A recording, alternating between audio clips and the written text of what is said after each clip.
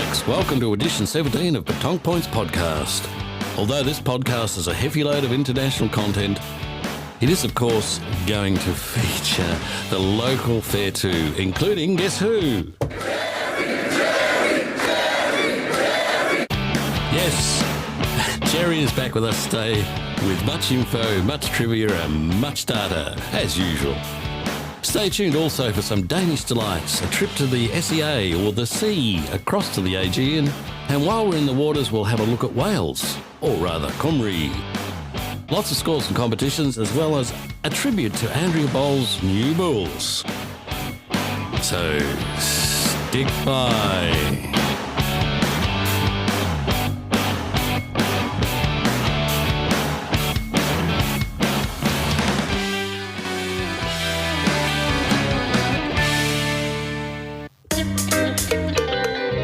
World Championships singles and doubles in Denmark. I weirdly was sticking to facts we knew. After 4 rounds of qualifying, the Australian team did themselves proud. Eric ranked 35 out of 42 with 1 win and a delta of 37-41. The scores were 10-13, 4-13, 10-13 and 13-2. Selena ranked 18 out of 41 with 2 wins and a delta of 31-38, just missing out on the final 16.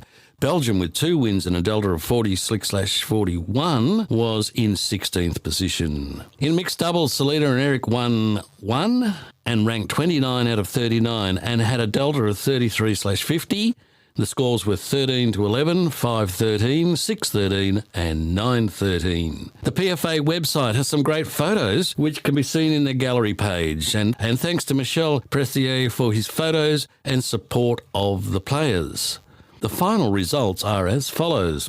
The women's singles was won by Sylviane Medron from Switzerland. The men's singles was Jesus Sacho Elajon from Spain. Women's doubles were Aurelia Ruiz and Sarah Reyes from Spain. The men's doubles go to Diego Risi and Alessio Coccocciolo from Italy. The mixed doubles went to Thailand. If you were like me and wondering where Cindy and Dylan were, well, they came 8. The 2021 Southeast Asian Games, officially known as the 31st Southeast Asian Games or 31st SEA, that's where the C came from, 31st SEA Games, and also known as Vietnam 2021, was the 31st edition of the Southeast Asian Games, the biennial regional multi-sport event which was held in Hanoi, Vietnam, and its surrounding cities from 12th to the 23rd of May, with petanque running from the 13th to the 19th. The Games were originally slated for December 2021, but due to COVID it was postponed to May of this year. So although the Games were held in 2022, they are still named as 31st Southeast Asia Games and also known as Vietnam 21. I'm not confused. The final ranking by medal count was 1st Thailand, 2nd Cambodia, 3rd Vietnam, 4th Myanmar, 5th Laos and 6th Malaysia. In the men's events, Thailand took out gold in all the categories. Cambodia was 2nd in the doubles, with Vietnam and Laos equal bronze. The triples had Cambodia 2nd again, with Laos and Malaysia bronze. Lastly, the shooting event, gold of course to Thailand, silver Vietnam and bronze to Cambodia and Myanmar.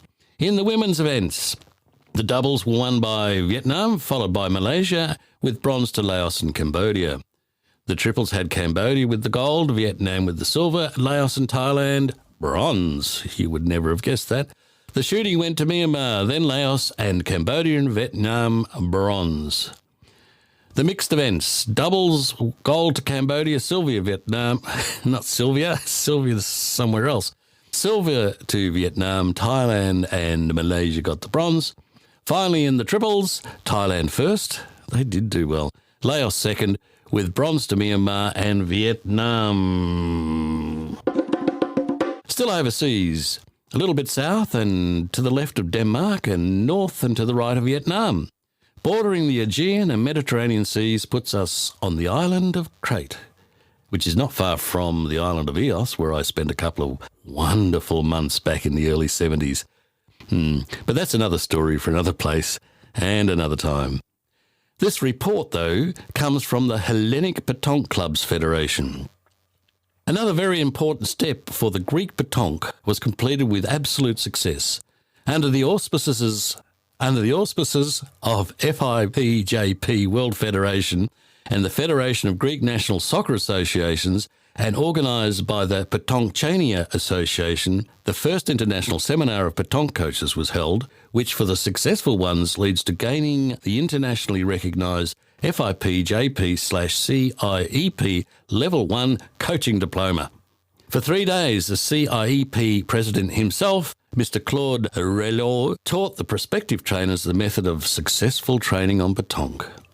The seminar took place in the beautiful space of the MAIX Convention Centre.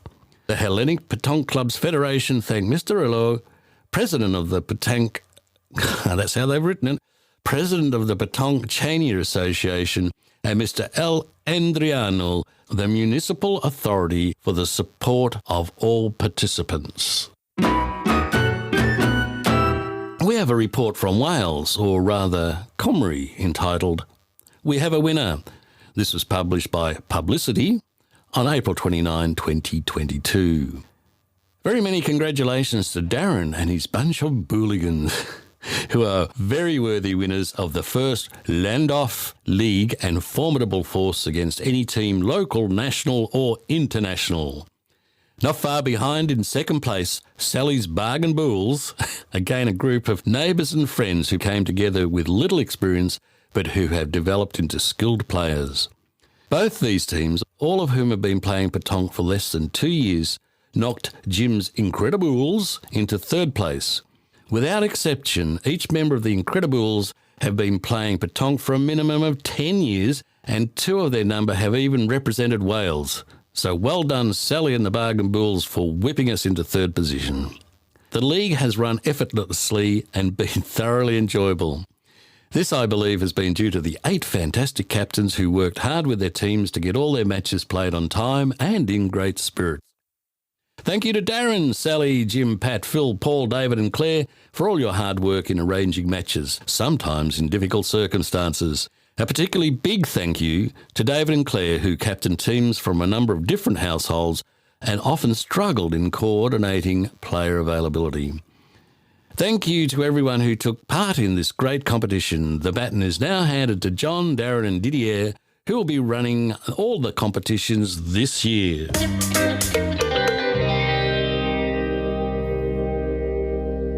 Extreme Petanque is a petanque variant based on the classic petanque basics. Petanque Points podcast covered the Extreme Petanque organisation in an earlier edition. Please help yourselves to check it out. For those that missed that or are new to the sport, here is on what the game is based. 1. Respect for the basics. In other words, keep both feet on the ground. Use the classic petanque throwing technique. Number 2, no limits. Just remember, there are no limits. 3, go out and play wherever you want. Extreme Petanque was brought back into my view again recently when I saw on YouTube Scub-tanque, which is underwater petanque. Amazingly, they played much of a normal game, albeit underwater. They measured, they umpired, they shot. They also managed a pastis or 2 while playing. Like, it's worth searching for on YouTube and Facebook. That's Scub-tanque. That's SCUBA-TANQUE. Now, much closer to home, this is from Michael Lacasse of the Victorian Petanque Clubs Incorporated. Please inform your licensed players that a selection process will be held for the following event. The 2022 PFA Interstate Challenge. The host club will be Mount Martha Petanque Club at Watsons Road, Mount Martha. The date will be the weekend of August 27-28, 2022. 2 divisions, open and 60 plus, with 6 players in each division, 3 of each gender. Open means any age, but must remain mixed gender, that's 3 plus 3. A registration fee of $200 per team will be kindly paid by VPCI. Each state is allowed 1 team per division. As State Cope Manager, I will invite players wishing to participate to email me directly of their expression of interest. I would like to final these 2 teams by early July. This will give VPCI the opportunity to organise uniforms for the selected players. The cut-off date for interested players to provide me with their EIOI is 27th of June 2022. Selection will be based on Victorian Championship results. I might have a chance. The 2022 Australian national results and ranking points on the My Petanque website. No, I don't have a chance. I will also use my discretion to ensure that we have 2 well-balanced teams. The 2022 PFA Interstate Challenge requires each team to have 3 players from each from each gender in each division. I will also ask PFA if each state could add a substitute to accommodate situations where players are unable to play due to last-minute COVID-related or other issues. Any questions, get back to me, or that's Michael at VPCI. Another one in Victoria from the St Kilda Club. 2022 St Kilda Tropical Winter Competition at the St Kilda Sports Club, 66 Fitzroy Street, St Kilda. Round 1 is Sunday, 29th of May. First prize is $1,000. Other cash and wine prizes as well. Wine prize for the top score each round. I think I might go in that. Play will be arranged as out-of-the-hat triples, but players are to register individually. Competition played over 8 rounds fortnightly on Sundays. To be eligible for a prize, 5 rounds must be played. Players' best 5-round individual scores are taken into the final calculation. Each round competition will be 4 games. First 2 games teams played with a team drawn out of the hat. The final 2 games played with the second team redrawn from the hat. Teams drawn from 3 hats, that's the best player's hat, the ladies' hat and the beginner's hat. All games played to 13 points. Games commence at 11 a.m. with registration between 10 and 10:30.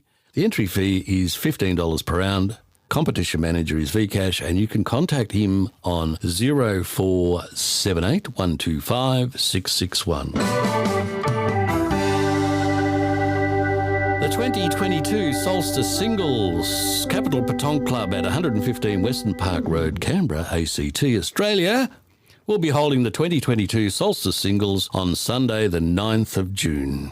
No, on Sunday the 19th of June. I hope you were listening carefully then. There is no entry fee and there are no prize monies. Just the honour, the glory of your name on the trophy for all time. Principal format will be knockout to last person standing. Losers, I don't like that name. Non-winners will move to the Consolante competition running a Swiss draw format. Everyone will play the same number of games. There are only 32 spots available, so get in now. Online registration closes 12th of June 2022. Your contact details are to Smitty, and the email address is solstice@capitalpetanque.org.au, and if you wish to call directly, 02 620 758 02.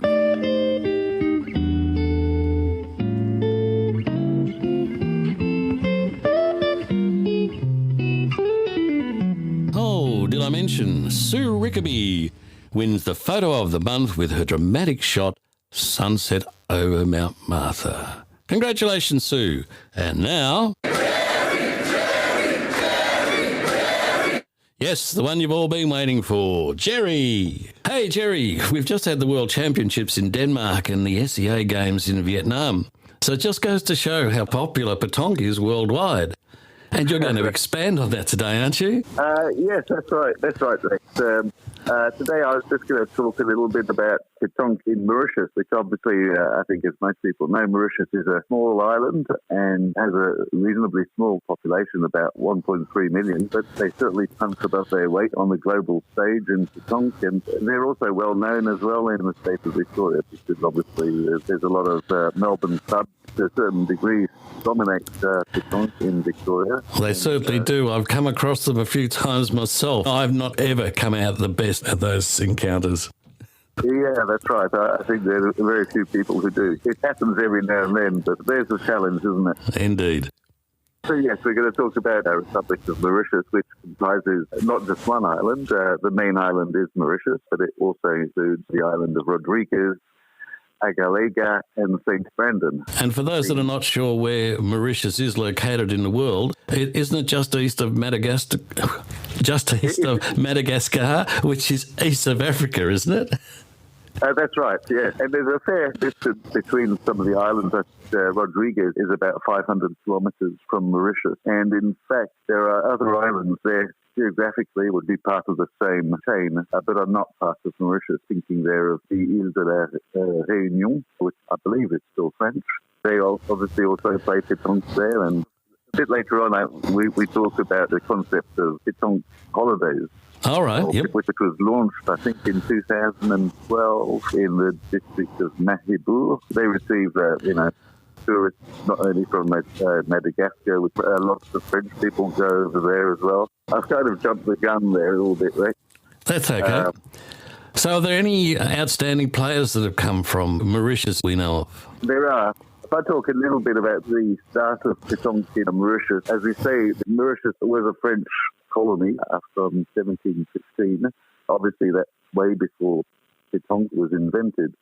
In fact, the time when petanque was invented in the 1920s, Mauritius was part of the English Empire. During the Napoleonic Wars in 1810, the English invaded Mauritius, and at the end of the war in 1814, it was incorporated into the British Empire. Those damn brutes getting in the way again, aren't they? Well, yes, in that sense, it's surprising that they don't play maybe lawn bowls or something. That's true. But certainly there's no real evidence of petanque having been played in Mauritius in the 1920s or 1930s or 40s. That does seem strange, though, doesn't it, Gerry, because of big influence of the French? Well, that's right. There's been a strong French influence in Mauritius, obviously, an English influence, and obviously there speaks both English and French, as well as Creole. They really have three languages. Right. I think French is the language of diplomacy. I'm not quite sure under which circumstances when they switch from one language to the other, but certainly there are three languages. Sure. How's Mauritius gone as far as from when they started playing? How did the history of their games go? Well, if you're looking at the start of petanque in Mauritius, it really started to take off in the late 90s, in the 2000s. But you can look at the very start of it as being the late 60s. In fact, in 1967, okay, I'll talk here a little bit about one of the really well-known players, Tadek Tusen. He's currently age 75. He's credited with starting with the start of petanque in 1967. And in an interview, saying that he used to walk every day through Rose Hill, which is in Mauritius, not very far from Louis. He'd noticed a couple playing petanque, and he'd never seen this before. He was evidently curious, and he'd stop and watch. And then one day they invited him to join the game. He found that it was a great game, and for him it took off from there. He actually set up one of the first petanque clubs called Solstice. That's interesting. Yes, it is, yes. As I say, there's a lot of French place names and also a lot of English place names. And that was located in the area of Settler. That's a French place name, Celtic, a British place name. Right. So that all started on the Rue Blondel in Rose Hill in 1967. But obviously, it took a long time to get really popular. I think it gained popularity in the big towns, in Louis, for instance. But after the 2000s, it started spreading throughout the countryside. But now the main island of Mauritius is divided into municipal councils. Right. And I found on the official government website a mention of 89 official petanque terrains. All right. Right. So ranging from large platform, as you have in France, yep, big covered spaces for large tournaments, to, the smaller playing areas like we might have at Smytheville, for instance. I think there are actually a lot more than that, because a lot of people will just have a game in a car park, so all those places are not counted. Are they known for any of their particular tournaments worldwide? Yes. Let me see now. In 1989, they joined the International Federation. And then in 1997, they had their first 24-hour tournament. That was in Cap-Born. And so with a 24-hour tournament, it's a bit like the 24-hour races at Le Mans. They play through the night. It's really quite impressive. That sounds like a real challenge. I bet you've got that sort of thing up at Smythesdale. Well, we haven't done it yet in Smythesdale, but we do have a quote from an electrician to supply some lighting. Excellent. So next year, maybe. Okay. Well, put my name down. I'll be there. That's right, Rick. We don't even have to limit ourselves to 24 hours. I think in Mauritius they do 48 and three-day tournaments as well. That's amazing. Although I'm not sure if the 3-day tournaments they play all through the night. That would be a real endurance. Yeah, I'll say. You mentioned that there's a number of pieces all over the place. Do you have any idea how many players there are registered in Mauritius? In 2016, there were about 1,200 licensed players and 10,000 social players. And just to give you an idea of how quickly it's spreading, I believe now that in 2022 there'd be about 3,700 licensed players, and the number of social players would be closer to 20,000. And, you know, we're talking about a population here, approximately 1.3 million. It's almost 1.5% of the population involved in playing petanque. Love to see those figures here. Yes, that would be good, wouldn't it? We'll get there, I'm sure. Yeah. I did say, you know, that on the international stage they're playing very well. And in 2021, at the Barcelona World Championships, they came fifth. Excellent. That was really something. I think before that they reached the 8th finals in the 2016 World Championships. But it does show, you know, they're getting closer to the number one spot. Yeah, as you said earlier, they punch well above their weight. Oh, yeah, that's right. Last time I think we spoke about Thailand. Certainly a very popular game, and they're doing very well. They're a popular station. Mauritius is a small island, which is quite inspiring when you think about it. What were you saying earlier about petanque family holidays? Yeah, so that was in, I think, 2012. One of the municipal councils at Mahibu decided to actively promote the sport a little bit more, and so somebody came up with the idea of organising petanque family holidays. So the thing there is, if you want to go on holiday in Mauritius, they will organise petanque tournaments, as many as you like, I believe, that you can play in during your stay. So, you know, you pack your Boules with you, you know, if you're staying there for a week and have 7 tournaments in the week. What a brilliant idea. I could see that happening in Rosebud, Bondi, Hervey Bay, or even the beaches of Broome. And that just about brings us to the end of this, Gerry. Well, yes, it does, Rick. But it's funny you should mention those Australian places. I know some players from Interstate. I think they were coming down to the Evoca tournament. They planned the route that they take them past various petanque clubs that they know. They go off for 3 weeks or something. At every place where they stop, they're close to a petanque club. So effectively, it's a petanque holiday. How good is that? It's a petanque holiday without the holiday actually being. It's a self-organised one. Excellent. It's the way to go. It makes me think as well of Moyston, because Moyston has a camping ground near the area where they play. Quite often there are people who play petanque who choose to stop there, or they might be on their way to the Grampians or something, you know.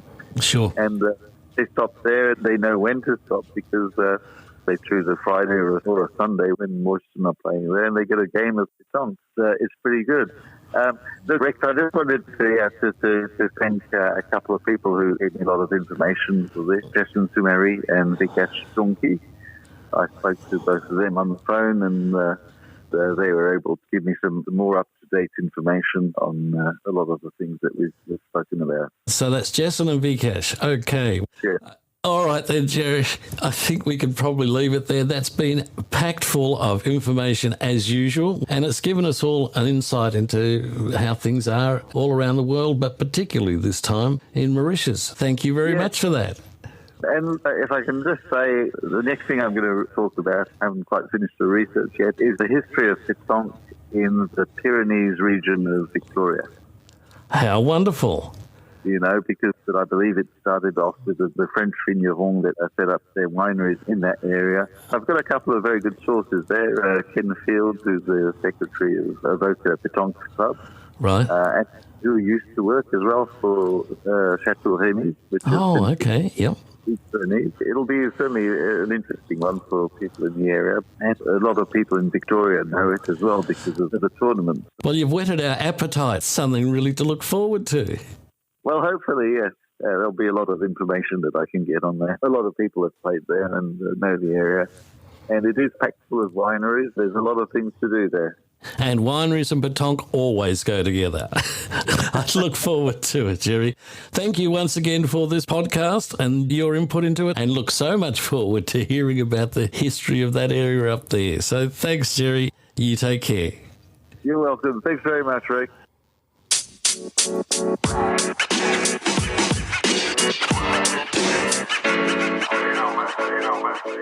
Here's a special one for Andrea of Mount Martha Club. And bear with me. A bold Boules was bowled over at breaking in Boules Port by befriended broker before bouncing old batter Boules beyond boundaries on a biased base at the Boules Club beyond Bayside Beach. But her bright bearing brought bystanders to beyond belief by her brilliant bull balancing at the Bouladrome, where broad beams blazing from the baking sun bore down. Beckoning beers, best before bedtime, brought by brewery benefactors, became too beautiful to be abandoned, and the bulls bursting forth became bucketed. That was a little more than I'd bargained for. Yes, that's enough of that.